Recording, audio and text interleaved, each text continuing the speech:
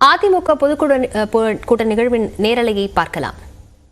எடப்பாடியார் புரட்சி தமிழர் எடப்பாடியார் புரட்சி தமிழர் எடப்பாடியார் இப்போது விழா சிறப்புரை பேருரை ஆற்றுகின்றார்கள். பொன்மனச்செம்மல் புரட்சி தலைவர் எம்ஜிஆர் அவர்களையும் இதயம் புரட்சி தலைவி அம்மா அவர்களையும் வணங்கி இந்த சிறப்பான எழுச்சியான கழக செயற்குழு பொதுக்குழு கூட்ட நிகழ்ச்சிக்கு தலைமை உரையாற்றி தலைமையேற்று நடத்தி கொண்டிருக்கின்ற கழகத்தினுடைய அவைத்தலைவர் மதிப்புக்கும் மரியாதைக்கும் உரிய அண்ணன் டாக்டர் தமிழ்மகன் உஷேன் அவர்களே,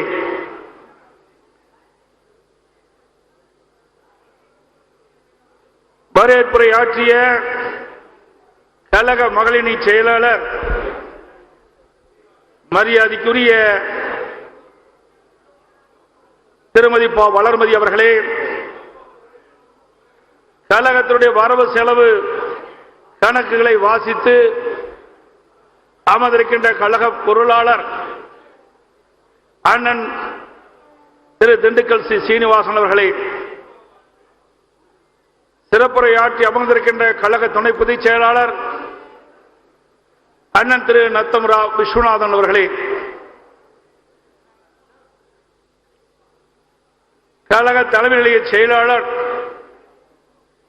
அன்பு சகோதரர் திரு எஸ் பி வேலுமணி அவர்களே, கழக அமைப்பு செயலாளர் மரியாதைக்குரிய சகோதரர் திரு டி ஜெயக்குமார் அவர்களே, கழக அமைப்பு செயலாளர் அன்பு சகோதரர் திரு சி வி சண்முகம் அவர்களே, கழக மருத்துவமனை செயலாளர் அன்பு சகோதரர் டாக்டர் பி வேணுகோபால் அவர்களே, இரங்கல் தீர்மானத்தை வாசித்த கழக அமைப்பு செயலாளர் அண்ணன் திரு எஸ் செம்மலை அவர்களே, தீர்மானங்களை வாசித்த கழக புரட்சி தலைவி பேரனுடைய செயலாளர் அறிவித்தவர் திரு ஆர் பி உதயகுமார் அவர்களே, தீர்மானங்களை வாசித்த கழக இலக்கிய அணி செயலாளர் சகோதரர் முனைவர் வைகை செல்வன் அவர்களே, நன்றி ஆற்றுள்ள கழக அமைப்பு செயலாளர் சகோதரர் திரு பி தங்கமணி அவர்களே, இந்த செயற்குழு பொதுக்குழு கூட்டம் சிறப்பாக நடைபெறுவதற்கு முன்னின்று ஏற்பாடு செய்த கழக அமைப்பு செயலாளர் இந்த பகுதியினுடைய மாவட்ட செயலாளர் அன்பு சகோதரர் திரு பா பெஞ்சமின் அவர்களே, மேடையிலே வீட்டுக்கும் மூத்த தலைமை கழகத்துடைய நிர்வாகிகளே, தலைமை கழக நிர்வாகிகளே, சார் அமைப்பினுடைய செயலாளர்களே, வரையிருந்து சிறப்பித்துக் கொண்டிருக்கின்ற மாவட்ட கழக செயலாளர்களே, நாடாளுமன்ற சட்டமன்ற உறுப்பினர்களே, முன்னாள் அமைச்சர் பெருமக்களே, முன்னாள் நாடாளுமன்ற சட்டமன்ற உறுப்பினர்களே, வரையிருந்து சிறப்பித்துக் கொண்டிருக்கின்ற கழக செயற்குழு பொதுக்குழு உறுப்பினர்களே, வரையிருந்து சிறப்பித்துக் கொண்டிருக்கின்ற கழக உடன்பிறப்புகளே, மகளிரை சேர்ந்த சகோதரிகளே, பத்திரிகை ஊடக நண்பர்களே, அனைவருக்கும் என்னுடைய முதற்கல் அன்பான வணக்கத்தை தெரிவித்துக் கொள்கின்றேன். எனக்கு முன்னாலே காலத்துடைய நேரம் கருதி சுருக்கமாக பேசினாலும் விளக்கமாக அற்புதமாக கருத்துக்களை வழங்கி இங்கே அமர்ந்திருக்கின்றார்கள். இப்பொழுது மணி 1:50 ஆகிவிட்டது. பல பேர் எப்பொழுது முடிப்பார், எப்பொழுது சாப்பாட்டுக்கு செல்வோம் என்று எதிர்பார்த்துக் கொண்டிருக்கின்ற வேளையிலே எனக்கு இப்பொழுது வாய்ப்பு கிடைத்திருக்கின்றது. நான் ஏற்கனவே கூட்டம் ஆரம்பிப்பதற்கு முன்பாகவே சொன்னேன், கிட்டத்தட்ட 2-3 மணி நேரம் ஆகிவிடும், நேரத்தினுடைய அறிவை கருதி சுருக்கமாக பேசுங்கள் என்று சொன்னேன். அவர்களும் சுருக்கமாகத்தான் பேசினார்கள். இருந்தாலும் வேக வேகமாக மணித்துளி ஓடிவிட்டது. இவை பொன்மனச்செம்மல் புரட்சி தலைவர் எம்ஜிஆர் அவருடைய ஆசையோடும் இதே புரட்சி தலைவி அம்மா அவருடைய ஆசையோடும் என்னை அனைத்து இந்திய அண்ணா திராவிட முன்னேற்ற கழகத்தினுடைய பொதுச் செயலாளராக தேர்ந்தெடுத்த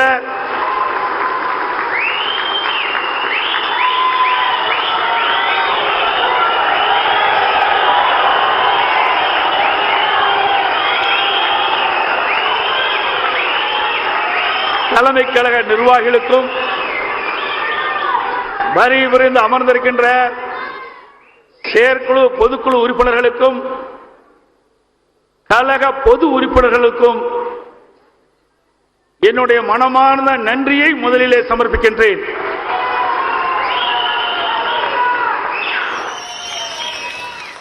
எனக்கு அனைவரும் சிறப்பான முறையிலே கட்சி பணியாற்றிட முழு ஒத்துழைப்பு நல்க வேண்டும் என்று இருகரம் கூப்பி வேண்டி உங்களை கேட்டுக் கொள்கின்றேன்.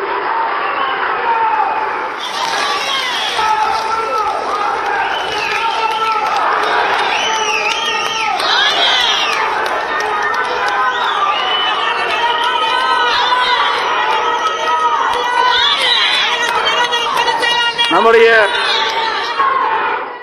கழகத்தினுடைய மாநாடு ஆகஸ்ட் மாதம் 20ஆம் தேதி மதுரை மாநகரமே குலுகுகின்ற அளவிற்கு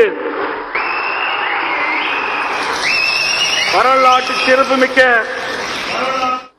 கழக வீர வரலாற்றின் பொன்விழா எழுச்சி மாநாடு உங்களுடைய மகத்தான ஆதரவின் பேரிலே நடைபெற்று முடிந்தது. அனைத்து இந்திய அண்ணா திராவிட முன்னேற்ற கழக வரலாற்றிலேயே சுமார் 15 லட்சம் பேர் கலந்து கொண்டு வெற்றி மாநாடாக நடத்தி காட்டினோம். இந்த மாநாடு வெற்றி பெறுவதற்கு எங்கே என் முன் அமர்ந்திருக்கின்றீர்களே நகர கழக செயலாளர்கள், ஒன்றிய கழக செயலாளர்கள், பேரூர் கழக செயலாளர்கள், பகுதி கழக செயலாளர்கள், மாவட்ட கழக செயலாளர்கள், மேடையிலே வீட்டுக்கின்ற தலைமை கழக நிர்வாகிகள், நாடாளுமன்ற சட்டமன்ற உறுப்பினர்கள் அனைவரும் ஒருமித்த கருத்தோடு நீங்கள் பணியாற்றிய காரணத்தினால்தான் மதுரையில் நடைபெற்ற கழக வீர வரலாற்றின் பொன்விழா எழுச்சி மாநாடு மிகச் சிறப்பாக எழுச்சியாக எதிரிகள் அஞ்சுகின்ற அளவுக்கு அந்த மாநாடு நடைபெற்று முடிந்தது. அந்த மாநாட்டை பற்றி இன்றைக்கு இருக்கின்ற விளையாட்டு அமைச்சர் திரு உதயநிதி ஸ்டாலின் அவர்கள் விமர்சித்து பேசினார். அண்ணா திமுக மாநாட்டை போல எங்க மாநாடு இருக்காது. அது ஒரு எடுத்துக்காட்டு மாநாடாக சேலத்திலே நடைபெறுகின்ற திமுக இளைஞர் மாநாடு, இளைஞர்களுடைய மாநில மாநாடு நடக்கும் சொன்னார். அவர் சொன்னதுதான் 3 முறை தள்ளி வைக்கப்பட்டு விட்டது. இந்த மாநாடு 3 முறை. அனைத்து இந்திய அண்ணா திராவிட முன்னேற்ற கழகத்தை விமர்சிக்கின்ற பொழுதே இந்த பாதிப்பு உங்களுக்கு இருக்கின்றது.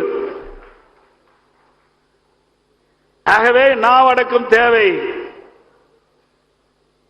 அரசியல் கத்துக்குட்டியாக இருந்து கொண்டு அண்ணா திமுக விமர்சிப்பது ஏற்றுக்கொள்ள முடியாது. அது ஒரு வீர வரலாற்று மாநாடு. இனி எந்த கட்சியும் அந்த மாநாட்டை வெல்ல முடியாது. அந்த அளவுக்கு சிறப்பாக அமைந்த மாநாடு. இன்னும் சொல்ல போனால் என் முன் அமர்ந்திருக்கின்றீர்களே நம்முடைய ஒன்றிய நகர பேரூராட்சி பகுதி மாவட்டம் அத்தனை பேரும் வாகனம் இல்லை. வாகனம் இருந்திருந்தால் அந்த மதுரை மாநகரமே தாக்கு பிடித்திருக்கார். அந்த வாகனத்தையும் எடுக்க விட முடியாத செய்த அரசுதான் விடியா திமுக அரசு. பேருந்துகள் நமக்கு கிடைக்கவில்லை, வாகனங்கள் முழுமையாக கிடைக்கவில்லை. முழுமையான வாகனங்கள் கிடைத்திருந்தால் இன்னும் 10 லட்சம் பேர் கூடுதலாக அந்த மாநாட்டிலே கலந்து கொண்டிருப்பார்கள். அது மட்டுமல்ல, முறையாக பாதுகாப்பு வழங்காத காரணத்தினாலே திண்டுக்கல்லிலே இருந்து நம்முடைய மாநாடு வரை அந்த மாநாட்டிற்கு வந்திருக்கின்ற வாகனங்கள் அணிவகுத்து நின்றன. அதேபோல திருச்சி ரோடு, அதேபோல மதுரை திருநெல்வேலி ரோடு சாலை, மதுரை தூத்துக்குடி சாலை, எல்லா பகுதிகளிலும் நம்முடைய கழக நிர்வாகிகள், தொண்டர்கள், பொதுமக்கள் மாநாட்டிற்கு வந்த வாகனம் அங்கேயே நின்றது. அப்படிப்பட்ட அற்புதமான மாநாட்டை நடத்திய கட்சி அதிமுக கட்சி.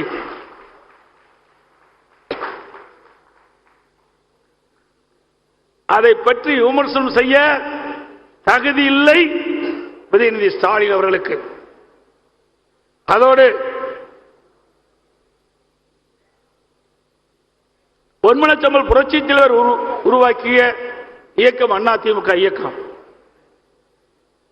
இது உயிரோட்டமுள்ள கட்சி.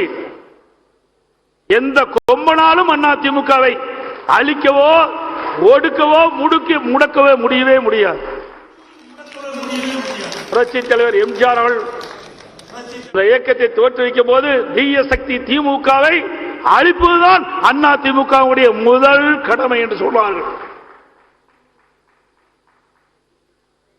அவர் இருக்கின்ற வரை திமுக எழுந்திருக்க முடியவில்லை. அந்த அளவுக்கு வலிமை உள்ள இயக்கமாக அற்புதமான ஆட்சி தந்தார்கள். 10 ஆண்டு காலம் சிறப்பான ஆட்சி தந்தார்கள். அதற்கு பிறகு இதே புரட்சி தலைவி அம்மா அவர்கள் பல்வேறு சோதனைகளை சந்தித்து அந்த சோதனைகள் எல்லாம் சாதனைகளாக்கி பொன்மனச்செம்மல் புரட்சி தலைவர் எம்ஜிஆர் கண்ட கனவை நனவாக்கின்ற விதமாக சுமார் 15 ஆண்டு காலம் சிறப்பான ஆட்சி நாட்டு மக்களுக்கு தந்தார்கள். அவர் இருக்கின்ற காலம் வரை. அதே அனைத்து இந்திய அண்ணா திராவிட முன்னேற்ற கழகம் மக்களுக்காக தோற்றுவிக்கப்பட்ட கட்சி. அம்மா மறைவுக்கு பிறகு சுமார் 4 ஆண்டு காலம் உங்கள் துணையோடு ஒரு சிறப்பான ஆட்சியை தமிழ்நாட்டு மக்களுக்கு தந்தோம்.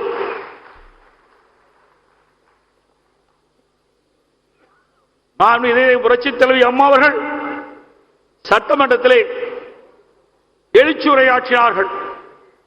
எனக்கு பின்னாலும் இன்னும் எத்தனை நூற்றாண்டுகள் வந்தாலும் அனைத்து இந்திய அண்ணா திராவிட முன்னேற்ற கழகம் மக்களுக்காகவே இயங்கும் என்ற வாக்குறுதியை சட்டமன்றத்திலே அளித்தார்கள். அந்த வாக்குறுதியை நாம் அத்தனை பேரும் ஒன்றாக இணைந்து நாம் நிறைவேற்றிக் கொண்டிருக்கின்றோம். இந்தியாவிலே எத்தனையோ கட்சி இருக்கின்றன, தமிழகத்திலும் எத்தனையோ கட்சி இருக்கின்றது. ஆனால் சோதனை மேல் சோதனையை சந்தித்த ஒரே கட்சி அதிமுக கட்சி ஒன்றுதான். அத்தனை சோதனைகளும் படிக்கட்டாக்கி வெற்றி கண்டதும் அதிமுக கட்சி ஒன்றுதான். எத்தனை வழக்குகள், கொஞ்ச நெஞ்ச வழக்குகளா? அத்தனை வழக்குகளும் நீதி தர்மம் உண்மை வென்றது. இதுதான் சரித்திரம். என்னிடத்திலே வழக்கறிஞர் பாலமுருகன் அவர்கள் வருவார். அறிவிச்சவர் வழக்கறிஞர், மாநில உறுப்பினர், கழக அமைப்பு செயலாளர் அறிவிச்சவர் சி சண்முகம் அவர்கள் அனுப்பி வைப்பார். நான் வக்காலத்தில் கையெழுத்து போட்டுக்கிட்டே இருப்பேன். இப்ப எத்தனை தான் கையெழுத்து போடுறது கணக்கே தெரியலையே. ஆனா கணக்கு தெரியாத அளவுக்கு வழக்கு தொடர்றாங்க. நாம அதோட அது அபிடவிட்ல 50 பக்கம் 100 பக்கம் கையெழுத்து போட்டுட்டே இருப்பேன். எப்ப இவ்வளவும் தேவையா? ஆமாண்ணா, எதிரிகள் அந்த அளவுக்கு நம்ம இருக்கிறாங்க. அவர்களை வெல்ல வேண்டும் என்று சொன்னால் சட்ட நுணுக்கத்தோடு நாம் கையாள வேண்டும் என்று சொல்லுவார். அந்த அளவுக்கு வழக்குகளை சந்தித்த இயக்கம் தான் அதிமுக இயக்கம். தீய சக்தி திமுக நம்மை எவ்வளவோ சீண்டி பார்க்கின்றது. இந்த இயக்கத்தை முடக்க எவ்வளவோ பாடுபடுகிறார்கள்.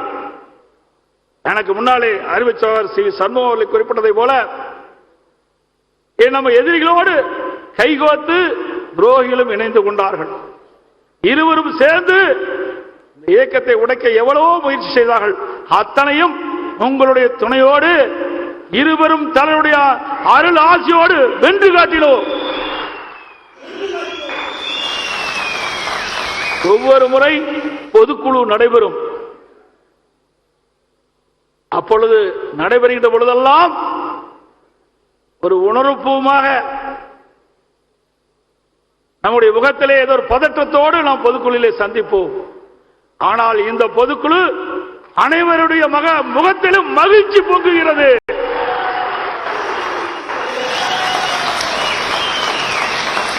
இருவரும் தலைவருடைய சக்தி நமக்கு வெற்றி தந்து கொண்டிருக்கிறது. நீதிமன்றத்திலும் நீதி வென்றுவிட்டது. அதேபோல தேர்தல் கமிஷனிலும் நமக்கு அங்கீகாரம் கிடைத்து விட்டது.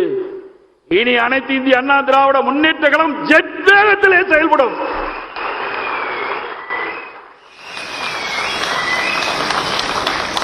தமிழகத்திலேயே அதிக தொண்டர் கொண்ட ஒரே இயக்கம் அனைத்து இந்திய அண்ணா திராவிட முன்னேற்ற கழக இயக்கம்.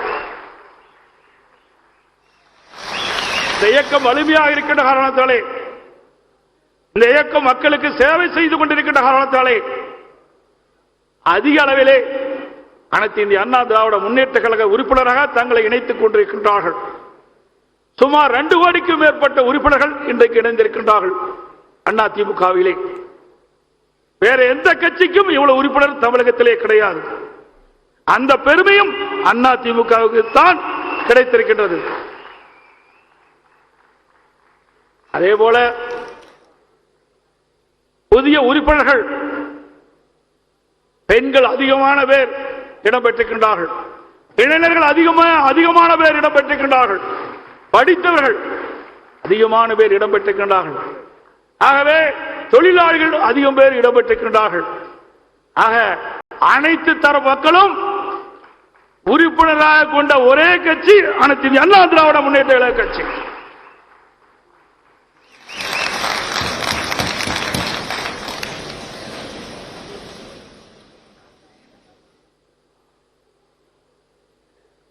அனைத்து இந்திய அண்ணா திராவிட முன்னேற்ற கழக பொன்மனச்சம்பல் புரட்சித் தலைவர் எம்ஜிஆர் காலத்திலும் சரி, இதே புரட்சித் தலைவர் அம்மாவுடைய ஆட்சி காலத்திலும் சரி, ஏழை எளிய ஒடுக்கப்பட்ட நசுக்கப்பட்ட தாழ்த்தப்பட்ட கடைக்கோட்டில் வசிக்கின்ற ஒரு ஏழை சாமானியன் கூட உயர்ந்த நிலைக்கு வர முடியும் என்ற ஆய்வு செய்த ஒரே கட்சி தமிழகத்திலே அதிமுக கட்சி ஒன்றுதான்.